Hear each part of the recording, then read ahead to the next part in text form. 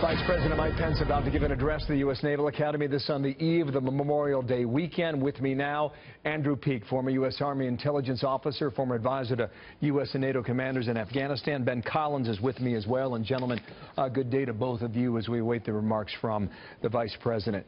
This is an interesting juxtaposition with the address here at the Academy.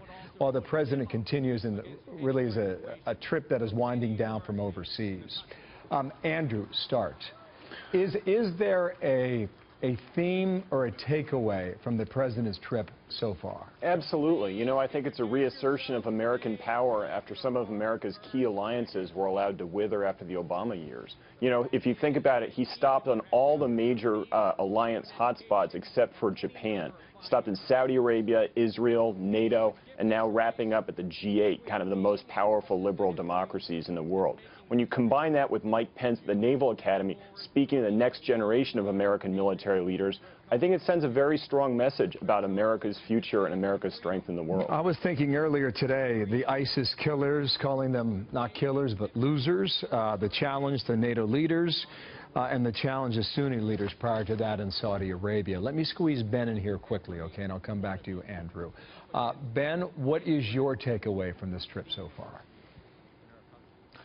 Well, I think that, you know, the biggest takeaway is the fact that, you know, President Trump he was very clear that he believes that the NATO countries certainly should start carrying more of their financial burden. You know, I know a lot of the European individuals are complaining that he didn't specifically mention Article 5, but the very fact that he's over there and we're participating in the NATO discussions say that, you know, we are still, of course, behind this concept of collective security.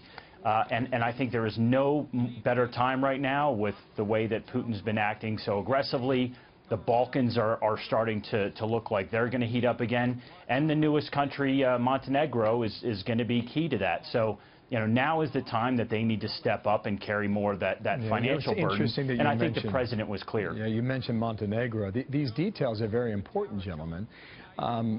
Montenegro has an army of 2,000, but it's on the Adriatic. It's a deep water port. And, Andrew, when you think about the European concerns about Russia to the east, this is the reason why countries like Montenegro join the NATO alliance. And this is what gives Vladimir Putin heartburn in return.